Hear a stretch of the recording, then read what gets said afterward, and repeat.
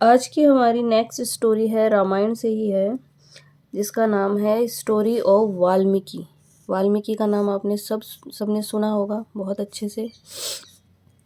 तो वाल्मीकि जी की क्या स्टोरी है वो देखते हैं। After reaching home, Ratnakara wanted to know from his wife and children if they would share his sins as they had shared the looted things। देखिए, पिछली स्टोरी जो अपन ने पढ़ी थी उसमें हुआ ये था कि रत्नाकरा था और वो एक छोटा सा बच्चा था। He was abandoned by his family. उसके पेरेंट्स ने उसको किसी रीज़न से जो छोड़ दिया था या वो खो गया था जंगल में। तो हंटर होता है एक, वो अपने घर उसको ले जाता है और वो वाइफ और हस्बैंड दोनों उसको पालते हैं, बड़ा करते हैं। फिर वो बड़ा होके रत्नाकरा बन जाता है, एक अच्छा हंटर बन जाता है। फिर उसकी एक लड़की से शादी हो जाती है, उनके कई बच्चे थे। और वो क्या करता है, पेट भरने के लिए लोगों को लूटना शुरू कर देता है जो जंगल के रास्ते से जा रहे होते थे। तो तो सेज जो नारदा है, नारद जी जो है, नारद मुनि, वो आते हैं उसी रास्ते से और वो उन पे अटैक करता है, लेकिन वो डरते नहीं है। तो वो आश्चर्यचकित होकर उनसे पूछता है कि भाई आप डरे क्यों नहीं, मैं आपको लूटने वाला हूँ। तो वो कहते हैं कि आप जो लूट रहे हो, जो कुछ भी चीज़ें लूट रहे हो, वो आप क्यों लूटते हो। तो वो बताते हैं कि मैं अपने परिवार का पालन पोषण करता हूँ। तो वो बताते हैं कि तुम लूट रहे हो, उसमें उस सारी चीज़ों में तो तुम्हारे परिवार का शेयर होता है ना, साझा करते हैं वो। तो ये एक तरीके का पाप है। तो क्या ये पाप है, इसको भी तुम्हारे घर वाले एक दूसरे में बांटेंगे क्या? मतलब तुम्हारे जो पाप जो तुम्हें लग रहा है लोगों को लूटने का, क्या उसको भी तुम्हारे परिवार वाले साझा करेंगे क्या? आगे देखिए स्टोरी में क्या होता है। आफ्टर, आफ्टर मतलब होता है बाद में, है ना, बाद में। रीचिंग मतलब होता है पहुंचना, रीच होता है पहुंचना। होम मतलब होता है घर। तो आफ्टर रीचिंग होम मतलब घर पहुंचने के बाद रत्नाकरा वांटेड। अब देखिए पास्ट में है सारी चीजें, तो पास्ट टेंस का ही यूज होगा throughout the story, except inverted commas में कोई चीज़ कही गई है, कोई बात कही गई है, तो उसके अलावा सारी पास्ट में चलेगी, है ना। पास्ट इंडेफिनिट ज़्यादा यूज़ होता है, पास्ट परफेक्ट का भी यूज़ होगा। अब वांटेड, वांट मतलब होता है चाहना, वांटेड मतलब चाहता था, मतलब वो क्या चाहता था, रत्नाकरा वांटेड टू नो। अब जो कुछ भी चाहता था वो टू ऐड करके आपको बोलना पड़ेगा, ठीक है। वांटेड टू नो, नो मतलब जानना, वो जानना चाहता था। फ्रॉम मतलब से, किससे, हिज वाइफ, उसकी, हिज मतलब उसकी, वाइफ मतलब पत्नी, एंड मतलब होता है और, चिल्ड्रन मतलब बच्चे। एक हो तो चाइल्ड बोलोगे, खूब सारे होंगे तो चिल्ड्रन हो जाएंगे, ठीक है। तो वो जानना चाहता था उसकी पत्नी और बच्चों से क्या।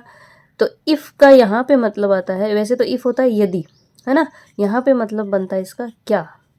दे मतलब वे, है ना, वे किसके लिए आया है, थर्ड पर्सन है, किसके लिए आया है, वाइफ और चिल्ड्रन के लिए, ठीक है। अब इनको बार बार रिपीट नहीं किया जाता, ना उनको बार बार रिपीट ना करने के लिए हम इनका यूज करते हैं। तो दे मतलब वे, वुड मतलब करना, मतलब करेंगे, शेयर, शेयर मतलब साझा, हिज मतलब उसके, सिन क्या होते हैं, पाप, है ना, कि क्या वे उसके पाप साझा करेंगे। एज, एज मतलब जैसा कि या जैसे। दे मतलब वे, हेड शेयर्ड मतलब उन्होंने साझा किए थे। हेड प्लस थर्ड फॉर्म हो गई ना, परफेक्ट टेंस हो गया, पास्ट परफेक्ट, मतलब जैसे उन्होंने ऐसा किया था। तो जैसे दे मतलब वे, हेड शेयर्ड मतलब साझा किए थे, किए थे, क्या साझा किए थे, द लूटेड थिंग्स। लूटेड मतलब चुराई गई। वैसे लूटेड मतलब मारपीट करके लूटना चुराना, है ना, वो होता है लूटेड। लूटेड थिंग्स मतलब वस्तुएं, आया समझ में, वस्तुएं। थिंग होता है तो वस्तु हो जाता, थिंग्स आ गया तो वस्तुएं, ठीक है। तो वो जानना चाहता था अपनी पत्नी और बच्चों से कि क्या वे साझा करेंगे उसके पाप, जैसे उन्होंने साझा किए थे उसकी चुराई गई चीजों को, ठीक है। To his absolute shock, to his मतलब उसके, एब्सोल्यूट होता है कंप्लीट, पूर्णतया, शॉक होता है आश्चर्य, ठीक है। तो उसके कंप्लीट आश्चर्य, उसको कंप्लीट आश्चर्य हुआ, टू हिज एब्सोल्यूट शॉक मतलब बहुत आश्चर्यचकित रह गया, वो पूर्णतया आश्चर्यचकित रह गया। दे रिफ्यूज्ड, दे मतलब वे कौन, उसकी पत्नी और बच्चे। रिफ्यूज्ड मतलब मना, रिफ्यूज होता है मना करना, डी लग गया तो पास्ट की फॉर्म बन गई, मतलब मना कर दिया। In tears, in tears, tear क्या होते हैं हमारे, आंसू, टीयर्स मतलब आंसू, इन टीयर्स मतलब आंसू में बहते हुए Ratnakara came back, come back, phrasal verb है, कम बैक, कम बैक का मतलब होता है वापिस आना, ठीक है, कम मतलब आना, बैक मतलब लौट के आना, और केम बैक क्योंकि पास्ट में चल रही है स्टोरी तो कम की सेकंड फॉर्म आ जाएगी, तो केम बैक मतलब वापिस आया।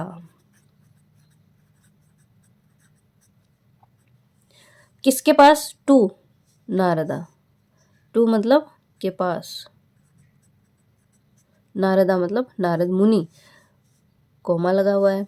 हु वोज, ठीक है, ये रिलेटिव प्रोनाउन आ गया यहाँ पे, हु मतलब इसी के लिए आया ये, हु मतलब वो, वोज मतलब था या थे, रेस्पेक्ट देते हैं तो अपन थे कहेंगे उनको, थे वेटिंग, वेटिंग। अब कौन सा टेंस हो गया, वोज प्लस फर्स्ट फॉर्म में आईएनजी, मतलब पास्ट कॉन्टिन्यूअस टेंस हो गया, मतलब ऐसा कर रहे थे, क्या कर रहे थे, हु वोज वेटिंग, वो इंतजार कर रहे थे, कर रहे थे, फॉर हिम मतलब किसका, ली, हिम मतलब उसका, मतलब उसके लिए इंतजार कर रहे थे, वो वहाँ खड़े थे, ठीक है। तो रत्नाकरा वापस आ जाते हैं और जो कि नारद के पास, जो कि उसका इंतजार कर रहे थे। नारदा टोल्ड हिम, अब देखिए नारद मुनि जो है, टेल, टेल होता है बताना, टेल की सेकंड फॉर्म टोल्ड मतलब बताया, नारदा टोल्ड हिम उसको, नारद ने उसको बताया, टू रिसाइट, है ना। अब यहाँ पे टोल्ड हिम टू रिसाइट का मतलब है उसको कहा, ठीक है, टोल्ड मतलब यहाँ हो गया कहना, उसको कहा, हिम मतलब उसको, टू क्या करने के लिए, टू रीसाइट, रीसाइट होता है बोलना, जाप करना, पाठ करना, जोर जोर से बोलते हुए उच्चारण करना, वो होता है रीसाइट। मारा, मारा मारा मारा मारा, मारा मारा मारा मारा मारा करते करते वो रामा रामा में कन्वर्ट हो जाएगा, ठीक है। तो मारा एंड मेडिटेट, मेडिटेट क्या होता है, ध्यान लगाना, ध्यान लगाना।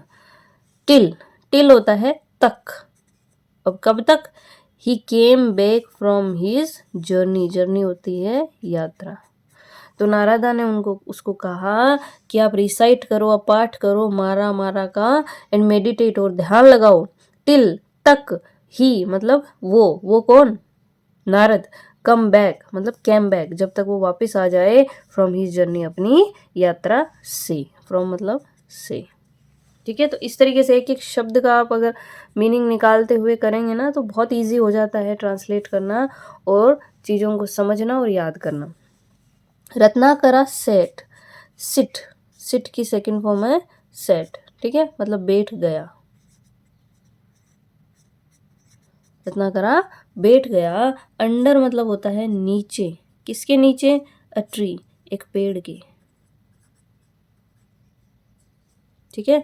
एंड मतलब और, स्टार्टेड, स्टार्ट मतलब शुरू करना है, स्टार्टेड मतलब शुरू कर दिया, रिसाइटिंग मतलब जाप करना, जाप करना शुरू कर दिया, और वो जाप क्या था, मारा मारा मारा, ठीक है।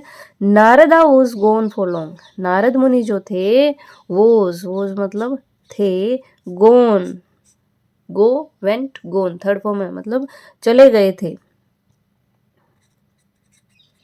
गए थे, फॉर मतलब लिए, के लिए, लॉन्ग मतलब लंबा, मतलब लंबे समय के लिए,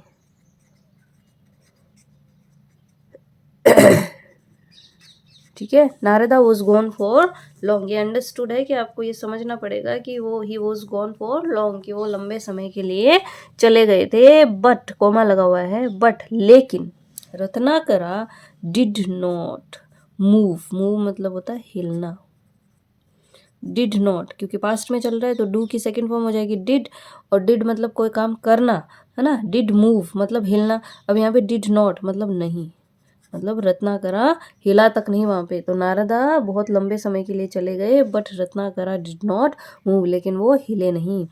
एंट हिल, एंट हिल क्या होता है? बॉम्बे भी कहते हैं इसको। जैसे वो चींटी जो होती है ऐसे माउंट जैसा बना लेती है, घर बना लेती है अपने, खूब सारी चींटियाँ होती है वहाँ पे और बड़ा सा ऐसा एंट हिल बना लेती हैं। तो एंट हिल, अब एंट के पहले हमेशा एन आता है ना? ए तो नहीं आएगा, ए नहीं आएगा क्योंकि ए ई आई ओ यू में से ए साउंड है यहाँ पे।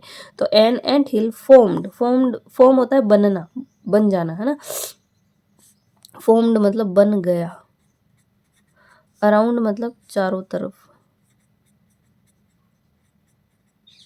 हिम मतलब उसके। तो वो बैठा रहा लगातार और एक एंट हिल बन गया उसके चारों तरफ। ठीक है। When Narada came back, when मतलब जब, नारदा केम बैक मतलब लौट के आया। आपको पहले भी बताया कम बैक फ्रेजल वर्ब है जिसका मतलब है लौट के आना। केम बैक पास्ट में चल रहा है इसलिए सेकंड फॉर्म हो जाएगी केम बैक, मतलब वापस आए। तो जब नारदा वापस आए, वेन नारदा केम बैक जब वो वापस आए, ही मतलब वह या उन्होंने क्या किया? जेंटली मतलब आराम से। ठीक है, एडवर्ब है ये, एल वाई लगता है। तो सारे तो मैं नहीं कहूँगी, कभी डिटेल में पढ़ेंगे तो बताऊंगी कि हो सकता है कई शब्दों के पीछे एल वाई हो लेकिन वो एडवर्ब नहीं होता है, लेकिन ज़्यादातर जिनके पीछे एल वाई लगता है वो एडवर्ब होते हैं। तो उन्होंने आराम से रिमूव्ड, रिमूव होता है हटाना और रिमूव्ड मतलब हटा दिया। क्या? द एंट हिल। अब द इसलिए लगाए क्योंकि इस एंट हिल की बात पहले हो चुकी है ना?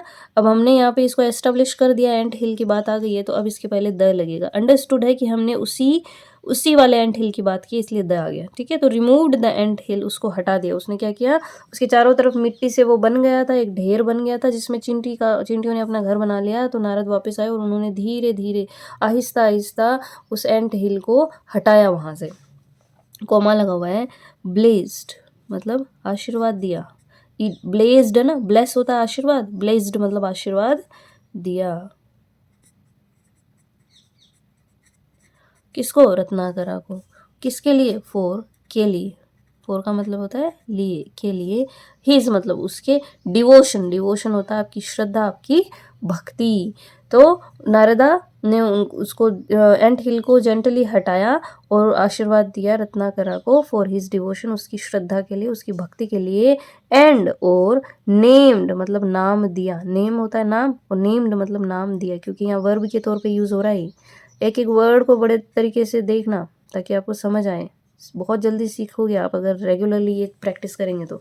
नेम्ड मतलब नाम दिया, हिम मतलब उसको, उसको किसको? रत्नाकरा को, वाल्मीकि। तो रत्नाकरा बाद में क्या बने?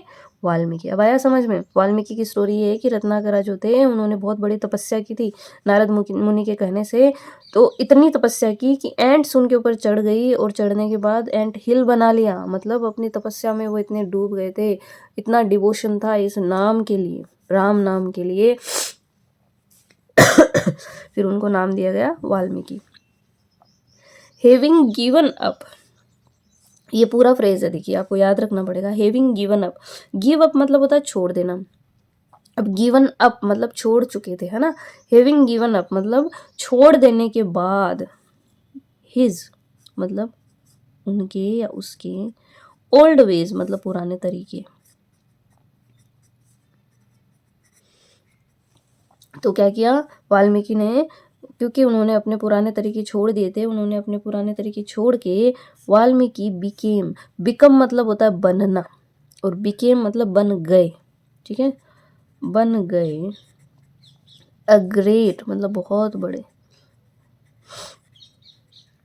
सेज मतलब साधु। एंड और वेंट ऑन, वेंट मतलब गो की सेकंड फॉर्म है वेंट, और गो ऑन मतलब आगे बढ़ना, और वेंट ऑन मतलब आगे बढ़ गए, मतलब बढ़ गए। टू किस लिए? कंपोज, कंपोज होता है रचना करना, है ना? कोई चीज़, नई चीज़ कंपोज करना, रचना करना। जैसे म्यूजिक के लिए, बुक के लिए, इन सब के लिए कंपोज वर्ड यूज होता है। तो रचना के लिए, किसकी रचना के लिए? द रामायण। हमारा जो ग्रेट ग्रंथ है ना, एक स्क्रिप्चर है, उसके लिए, उसकी रचना के लिए वो आगे बढ़ गए, है ना, पुराने रास्तों को छोड़ते हुए। तो having given up his old veg, अपने पुराने तरीकों को, अपने पुराने रास्तों को, वेज मतलब यहाँ पे रास्ते भी होते हैं, ठीक है, रास्तों को छोड़ते हुए वाल्मीकि बन गए अ ग्रेट सेज, एक बहुत बड़े साधु, एंड और वेंट ऑन मतलब बढ़ गए आगे की तरफ, टू कंपोज रचना करने के लिए, द रामायण, रामायण की रचना करने के लिए। और अब जो आगे बात आएगी वो रामायण के बारे में है, मतलब इसकी डिटेल है, the first great Sanskrit epic. Ramayana क्या है? द फर्स्ट ग्रेट, पहला, ग्रेट मतलब बहुत बड़ा, संस्कृत में लिखा हुआ, एपिक मतलब महाकाव्य, ठीक है। तो रामायण को कंपोज करने के लिए उन्होंने रामायण को कंपोज किया, जो कि क्या है? द फर्स्ट, पहला, संस्कृत में लिखा हुआ सबसे बड़ा महाकाव्य। तो ये थी हमारी स्टोरी ऑफ वाल्मीकि। बहुत कुछ आपको सीखने को मिला होगा, बहुत कुछ आपने सीखा होगा। नए नए वीडियोज़ आपके लिए आते रहेंगे। रामायण हम ऐसे ही कंप्लीट करेंगे आने वाले 150 वीडियोज़ में। बहुत कुछ यहाँ से आप सीख के जाएंगे। लाइक, शेयर और सब्सक्राइब जरूर करें चैनल को। प्लस जो भी पढ़ाई कर रहे हैं, जो भी बच्चे एग्ज़ाम्स की तैयारी कर रहे हैं और इंग्लिश जिनको पढ़नी होती है, सीखनी होती है, उन बच्चों को भी, उन लोगों को भी ये वीडियो शेयर करिए। इससे मैं होती हूँ मोटिवेट। और अपने सजेशंस ज़रूर देते रहिए कमेंट सेक्शन में। इससे मुझे मिलता है मोटिवेशन, ताकि मैं नए नए वीडियोज़ आपके लिए लाते रहूँ। Thank you.